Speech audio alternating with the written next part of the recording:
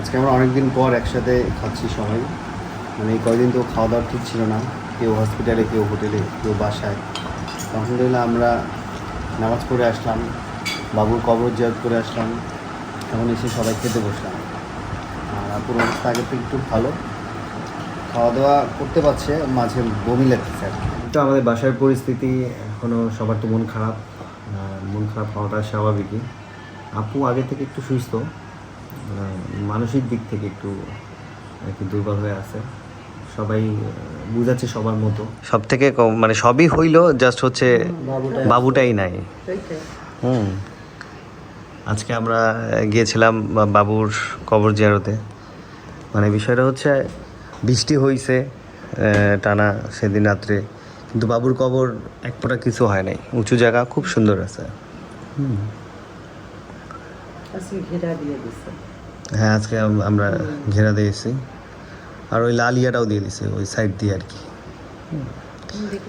হ্যাঁ, আর ওই কবরের একটা বিষয় হচ্ছে ওইখানে বাচ্চাদের ডিপার্টমেন্ট আলাদা। মানে যেই বাচ্চা হচ্ছে কান্না করে মারা যায়, ওদের সিরিয়াল আলাদা। আর যে বাবুগুলো কান্না করে না, মানে পেটে থাকতেই মারা যায়, তাদের সিরিয়ালটা আলাদা। হ্যাঁ, আর ওই জায়গাটা এত পরিমাণ ঠান্ডা বাতাস, মানে বুঝাইতে পারবো না, খুব সুন্দর ওই জায়গাটা। দাঁড়াইলেই বাতাস লাগে, আজকেও সেম, এত রোদ, কিন্তু ওই জায়গাটা গেছি, খুব ঠান্ডা বাতাস। আমাদের তপু মামাও সাপোর্ট করছে খুব ভালো। সবই হলো ধরো দুই পরিবারে একটা হাসি খুশি আনন্দটা নেয়, কষ্ট কালো বিয়েটা একটু হার্টবিটটা থাকলেই বাচ্চা সিজন করে বের করা হতো, কিন্তু সেই সুযোগটাও আমরা পাইনি। অনেকে মনে করছে নর্মালের জন্য ওয়েট করতে করতে মনে হয় বাচ্চা কি মানে এরকম, কিন্তু বাচ্চা হচ্ছে পেটে হচ্ছে গিয়ে কোনো বাসাতেই মারা গেছে। হ্যাঁ, কিন্তু আপুর যে ব্যথাটা রাতে উঠছে না, রাতে যদি বলতো তখন নিয়ে গেলে যদি হার্টবিট পাইতো তখন সি সেকশনে যাইতো ডক্টর। আর যেহেতু হার্টবিট পায় নাই তখন আর সি সেকশন করে নাই, যে বাচ্চাই তো মারা গেছে। এখন যদি একটা সি সেকশন হয় সুস্থ মানুষের, তখন তার রিকভারি করতে অনেক সময় লাগবে। এই কারণে ডক্টর জেনে বুঝে ওনার জন্য যেটা বেটার হয় আমাদেরকে সময় নিতে হয়েছে। আর সবার শরীর তো সেভাবে সাপোর্ট করে না, আপুর শরীর দেওয়ার পর এভাবে সাপোর্ট করে না, অনেক ব্লিডিং হয়েছে, তাকে হচ্ছে ব্লাড দিতে হয়েছে। তার শরীর যখন স্টেবল হয়েছে প্রাকৃতিকভাবেই মতে 2 দিন পরে হচ্ছে গিয়ে পরে ডেলিভারি আর কি হলো, আর কি কমপ্লিট হলো। এটাই।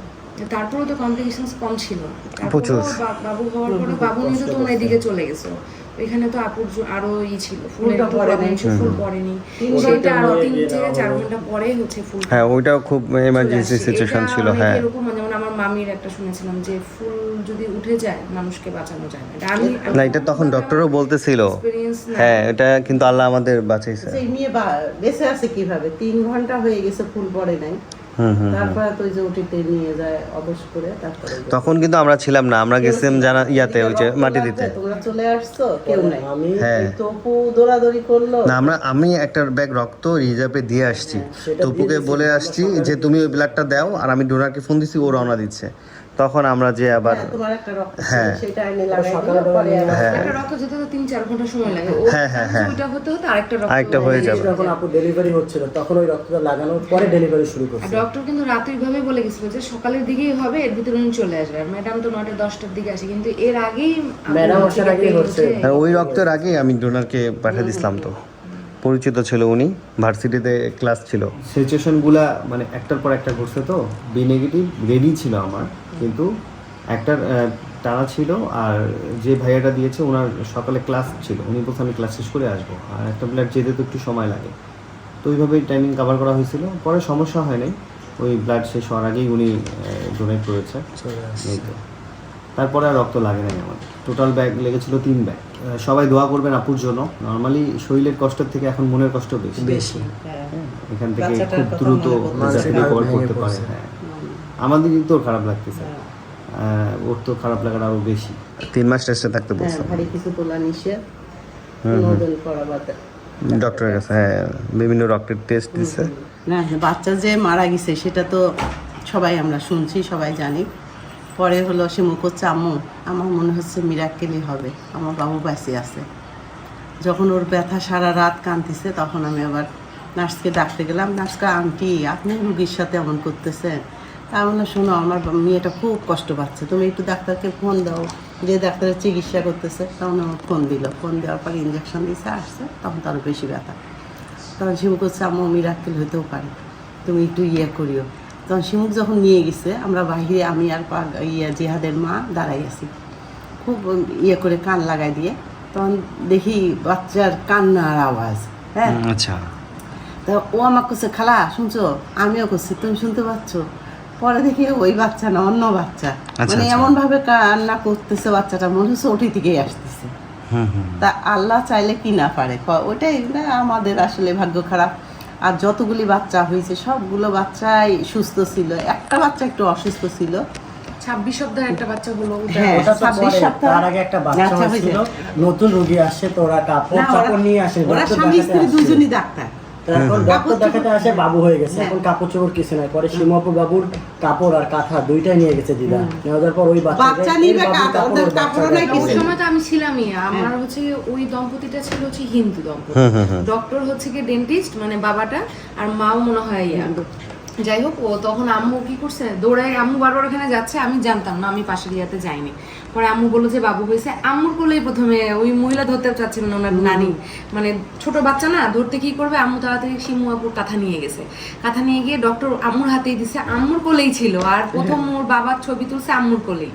পরে আমি আম্মুকে বলছি, আম্মু দেখছেন কার কাঁথা, শিমু আপুর জন্য, শিমু আপুর বাবুর জন্য এই কাঁথা প্রায় 3 মাস আগে থেকে খালা, তারপর হচ্ছে গিয়ে তপু, আম্মু, আমি একটা সেলাই করছি, আমি তো স্লো, আর অন্য সবাই মানে একটা আমেজ ছিল বাসার, আনন্দ ছিল। ওই মানে আমি আমরা বললাম, আম্মু দেখছেন কার রিজিক কোন জায়গায়, মানে কার জন্য সেলাই করছে, এখন কার গায়ে লাগছে। ইভেন শুধু একটা দম্পতি না, আরো হয়েছে, আম্মু তখন কাঁথা দিছে আরো অনেকজনকে, কাজে লাগছে, এখন রেখে তো লাভ নেই। সেটাই। শিমুয়াপুর বাবুর প্রথম জামাটা ওই বাবুর গায়ে গেছে এবং দিদাই আসে বাচ্চা। হ্যাঁ, একটা জামাও দিছে আম্মু। মানে বিষয়টা হচ্ছে ওই মহিলা ডিপার্টমেন্টে আমাদের তো অ্যালাউ ছিল না, আমরা বাইরেই ছিলাম। শুধুমাত্র ডক্টরের সাথে কথা বলা, এমার্জেন্সি কেসে যখন ডাকলো তখন আমরা ঢুকি, বাকি সব 1-2 জন থাকে, বাকি সবাই আমরা বাইরে। আর আরেকটা বাবু হয়েছিল না 1 কেজি ওয়েটের বাচ্চা, এখন হচ্ছে ওরা ডক্টর দেখাতেই আসছিল, তো স্বামী আসেনি, নীল হচ্ছে কোথায় লালমনিহাটে বাসা, তো বাচ্চা ডক্টর দেখাতে আসে, ওটাও বাচ্চা হয়ে গেল। এখন নর্মালি হচ্ছে, এখন খরচ নাই, এখন বাচ্চারা তো 26 সপ্তাহের একটু 1 কেজি বাচ্চা, এখন ওটা নিঃশ্বাসের দরকার, একদম ছোট, একটু এখন ওকে আইসিইউতে রাখবে, এদের কাছে টাকা নাই, এখন দেখে হচ্ছে অক্সিজেন দিয়ে রাখছে আর কাঁদতেছে যে বাচ্চারা কি করবো। পরে নিয়ে আসলো, অক্সিজেন দিয়ে রাখছিল, খরচ বেশি দেখি ওর নানি 10,000 টাকা লাগবে একদিনের জন্য রাখতে। এখন ওই বাবুর হিস্ট্রিটা হচ্ছে ওরা হচ্ছে লালমনিরহাট থেকে এসেছিল, তো ওই বাবুর ইনস্ট্যান্ট ওর অক্সিজেনের দরকার, মানে এনআইসিতে রাখতে হবে বাবুকে, কারণ ওদের হচ্ছে খরচের সমস্যা আর কি, ফিনান্সিয়াল প্রবলেম ছিল। তখন ওই বাবুটাকে আমরা হচ্ছে তবুকে বলছি যে এক কাজ করো, ওনার সাথে যাও, যে হচ্ছে মেডিকেলে আমি কথা বলে দিচ্ছি, পরিচিত আছে আমাদের ওখানে, তোমার না সেটা তো পরে, সেটা পরে, তার আগে আমরা উনি যখন বাচ্চার হাল ছাড়িয়ে দিচ্ছে, তাই বললাম যে আপনি যেহেতু না ওনার হলো আগের হলো একটা মেয়ে একটা ছেলে আছে। হ্যাঁ ওনার হলো আগের 2টা সন্তান আছে, একটা ছেলে একটা মেয়ে, একটা 10 বছর একটা 5 বছর। বড়ই এই বাচ্চাটাকে ওরা চিকিৎসা করাবে না, ওষুধপত্র টাকা নেই। তার আমরা বললাম যে আপনাদের তো 2টা বাচ্চা আছে, আর এটা চিকিৎসা করাবেন না, যেহেতু আমার মেয়ের বাচ্চা মারাই গেছে, আপনার ওই বাচ্চাটা আমাদেরকে দিয়ে বাবাটাকে বলা হয়েছে, বাবাটা করছে না, আল্লাহ বাসায় রাখলে ওইটা এইভাবেই বাঁচবে, আমরা দিব না। তখন আমরা কি করলাম, তপুকে দিয়ে, তপু বললো যে আমি তাহলে মেডিকেলে ভর্তি করে দিয়ে আসি। তখন তপু বলতো, তারপরে মানে উনি তো আমার সাথে পরে দেখা হয়েছিল, মেডিকেলে তো অনেক সিম ক্রিয়েট হচ্ছিল যে কোনোভাবে কোনো কিছু পাচ্ছিল না, টাকার খারাপ, মেডিকেলে তো টাকার খারাপ, উনি অত জানতো বা ওনার এমন অবস্থা, ওনার সেন্স নাই। পরে এক জায়গা থেকে ওনাকে বসে একটা অক্সিজেন ম্যানেজ করলাম যে আপনি অক্সিজেনটা দেন, আমি উপরে কথা বলতে যাচ্ছি। উপরে কথা বললাম, নার্সটাকে বললাম যে দেখেন এরকম সমস্যা, আপনি আমাকে একটু ওষুধটা দেন তাড়াতাড়ি। পরে ডক্টরের কাছে পাঠালো, শিশু ডক্টর। পরে গেলাম, উনি বললো যে ওকে তাড়াতাড়ি কাচের রুমে রাখতে হবে। পরে কাচের রুমে গেলাম, 4টা বেড, মানে 4টা আছে, আর ফাঁকা নাই। এখন ওখানকার একটা দালাল আছে, এখন ওনাকে বলতেছি, উনি বলতে আমি পারবো না, আমি বসে ওনাকে কিছু দিতে হবে, আমরা আপনি ম্যানেজ করেন, বাকিটা আপনাকে আমি দেখতেছি। তো পরে ওনাকে আমরা 200 টাকা দিলাম। তারপরে আপনি কাছের ব্যবস্থা করেন, 7 বাচ্চাটাকে ঢোকানোর পর আপনি নিয়ে রাখেন, আর বাবাটাকে বলছে আপনি যান ওষুধ নিয়ে আসেন। পরে আমি তো চলে আসলাম, আমার সীমাপ অসুস্থ, আমি ওখানে যাচ্ছি, আপনি ওষুধ নিয়ে আসেন, দেখেন। কারণ বাচ্চারা খুবই ভালো আছে, মানে আমাদেরকে জানাচ্ছে। পরে আমাদের ওখান থেকে গাইনি বিভাগে যখন দিল, তখন ওনার নানি করছে যে আপনার ছেলেটা আল্লাহ ভালো করুক, সুস্থ রাখুক, আপনার ছেলে যা উপকার করছে, তা আমি তো কি তখন মনে করলাম তপু, তাহলে ওটা তো আমার ছেলে না আমার বোনের ছেলে। পরে দেখা হয়েছিল আমার সাথে, উনি কি করছে মেডিকেলের ওখান থেকে ওষুধ না কিনে উনি আসছে ডক্টরসে ওষুধ কিনতে। ওই থেকে ওষুধ দিবে। পরে ডক্টরসে ওষুধ নিতে হলে না হলে 1 ঘন্টা সিরিয়াল। তাহলে এই আপনি এখানে কেন, আপনার বাচ্চা না মেডিকেলে? কয় ভাই আমি ওষুধ নিতে আসছি। আমি বললাম আপনি কি বোকা নাকি, ওষুধ এখান থেকে নেবেন কেন? আমার ছেলেকে তো আমি পাঠিয়ে দিচ্ছি, আপনি মেডিকেলের ওখানে যান। তারপর আমি ওষুধের দোকানে নাও বলছি, আমি আপনি নাবিয়ানে যান, নাবিয়ানে যে লাগলে আমার কথা বলবেন, বলবে তো হাসান ভাই পাঠাইছে, আপনার ওষুধের বিলও কম নেবে এবং তাড়াতাড়ি দিবে। পরে উনি রিক্সা ভাড়া করে দৌড় দিছে। উনি একটু কম বুঝে অনেক কিছু হ্যাঁ, হ্যাঁ, আমরা বোঝে না, হসপিটালে চেনে গেছি, না। আমাদের সাথে যেসব জিনিসগুলো হয়েছে আরো কোনোদিনও ওগুলা মানে ওরকম ইয়ে ছিলই না যা যা হয়েছে হসপিটালে। তারপর একটা মানুষকে তোমার উপকার করা এটা হ্যাঁ হ্যাঁ, এটা অনেক সবের কাজ। কিন্তু হচ্ছে এটা যে তুমি কোন জায়গা থেকে আল্লাহ হ্যাঁ, হ্যাঁ। রিটার্ন পাবা এটা কিন্তু তুমি প্রথমত আমরা জানো। চলে আসছি, যখন উনি বললো না কানতেছে দেবে না, তো পরে তুমি বললে যে মেডিকেলের কথা, পরে আবার যা কথা আরেকটা বলো। উনিও ডাক্তার বগুড়া, মহিলাটা আসছে তখন কয়টা বাজে, 8টা না 9টার দিকে আসছে। ওনার মা, স্বামী, ভাই আর ওনা উনি আসে, ওনাকে ওটিতে ঢুকাইছে, নর্মালি বেবি হয়েছে। ওনার মা তো বেহুশ হয়ে গেছে, ফিট হয়ে গেছে। কাউকে ঢুকতে দেবে ওই না। যে এখন পরে যে তাড়াতাড়ি একটা বাবুর কাছে হ্যাঁ, গেলেন যে এই পাশে তুমি ছিলে না নতুন তখন ওই আসলো। সময়টায়। ওনার মা ফিট হয়ে গেছে।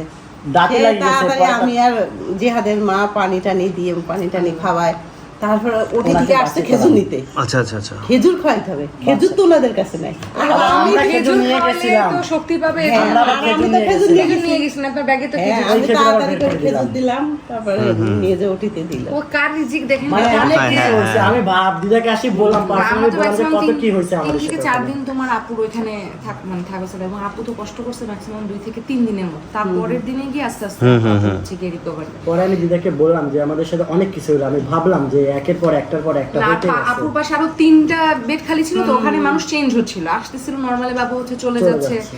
এরকম। মানে এগুলো তো আর তোমাদের ভিতরের গল্প, ভিতরের গল্প, আমরা বাইরের গল্প যে রক্ত নিয়ে দৌড়াদৌড়ি এদিক ওই দিক, জানি মানে তোমরা বাইরের দিকটা ম্যানেজ হ্যাঁ। করছো, আমরা ভিতরের ছিলই। দিকটা ম্যানেজ করছি। কিন্তু আমাদের সবই ঠিক ছিল, কিন্তু সব আমাদের হ্যাঁ। ছবিটা বাবুটা থাকলে, আসলে আমার খুব মানে এই আনন্দ। কষ্ট কষ্ট মনে হতো। তুমি যে বললা না একটু আগে যে লাখ খারাপ, লাখ কখনো খারাপ হয় না, এটা আল্লাহর নিয়তি ছিল। এমনও হইতে পারে এর যে মধ্যেই আপনার- হ্যাঁ, এর মধ্যেই হয়তো ভালো রাখছে। ভালো কিছু রাখছে, এটাই। হয়তো আরেকটা বিষয় হচ্ছে যে এই বাবুটাই হয়তো বা নাজাদের ওসিলাও হয়ে যেতে পারে। আবার দেখো দেখো ওনার যাতে এতগুলো উসিলা আবার বাচ্চা অনেক আসছে, সময় অসুস্থ সবগুলো হয়ে আল্লাহ তাআলা কি করে নিজে চলে থেকে গেল। বাবা মার কষ্ট হবে, একটা ধৈর্যের পরীক্ষা, মানে অনেক কিছু হতে পারে। এটা পজিটিভ চিন্তা করে আল্লাহ আমাকে বেস্ট রিটার্ন দিবে। এই হ্যাঁ সেটা ইনশাআল্লাহ। দেখা যাচ্ছে আজকে আমাদের জন্য একটু খারাপ সবই তো কিছু আল্লাহর সামনে ইচ্ছা, আল্লাহ যদি আগে সীমাবদ্ধ দিতে জমজ থাকতো, বাচ্চা যে কোনো হয়ে যাচ্ছে। উসিলাই হ্যাঁ হতেই পারে, হতেই পারে, স্বাভাবিক, সীমাবদ্ধ আল্লাহ জমজ দিতেই বাচ্চা পারে। একসাথে। হ্যাঁ তাই না? হ্যাঁ, এটা বেশিরভাগ সময় অনেকে এটা অনেক হয়, মানুষ অনেক হয়। একবার হয়ে যাচ্ছে, নেক্সট টাইম একসাথে জমজ বাচ্চা হয়ে 3বার যাচ্ছে। 4বার হচ্ছে গিয়ে বাচ্চা এভাবে মারা যাচ্ছে, বাট পরে দেখা গেছে আল্লাহ খুশি হয়ে দুইটা দুইটা বাচ্চা জমজ একসাথে বাচ্চা দিয়ে দিছে। এরকম অনেকগুলো কেস আছে। তো আল্লাহ হচ্ছে গিয়ে আপুকে ধৈর্য দান। ইনশাআল্লাহ ইনশাআল্লাহ। সুস্থ এই আমাদের 2-3 দিনের গল্প এটাই ছিল। তো সবাই দোয়া করবেন আপুর জন্য। আল্লাহ হাফেজ, আসসালামু আলাইকুম।